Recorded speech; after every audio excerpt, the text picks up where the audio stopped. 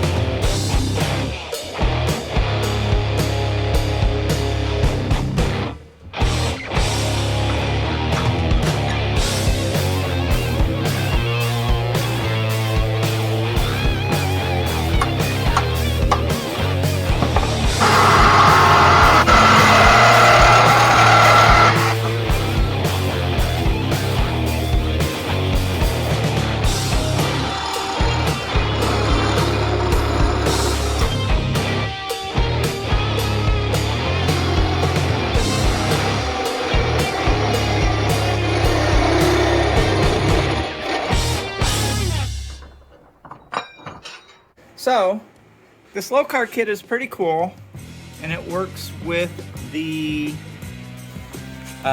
existing steering column, but as we all know with GM, not all GM columns are created equally.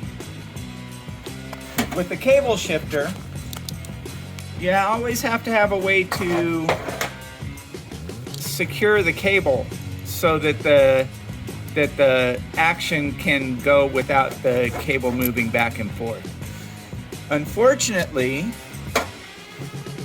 I can't use this fancy billet aluminum low car piece because there's just not enough room inside here to get the cable to hook up at the right place. So, but the cable itself is good and it's connected to the transmission. So what I did was, I built this little bracket. So, if this works the way I think it will, I should be able to fit this over that. And then, I'll go to this convenient stud that's right there on the firewall. And then I can just rotate the cable. Oh, and look, it's gonna go right there into that hole. This is going to work.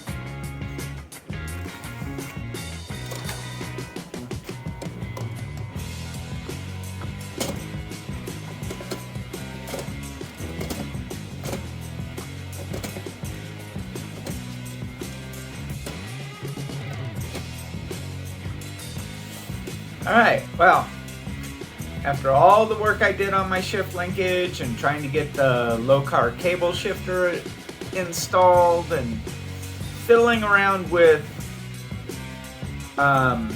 like just regular direct linkage, yeah, nothing. I still don't have an adequate shifter in the truck.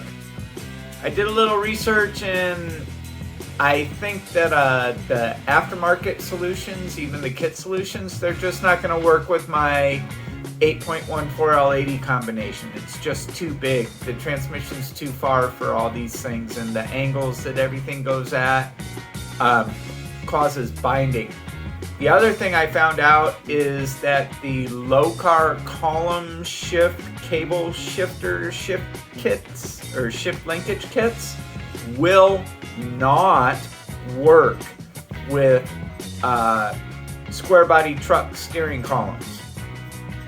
The way that the shift linkage works, it's completely different than what they're used to with the cars. And after talking with a low-car tech for a while, he's like, yeah, we can't work with trucks.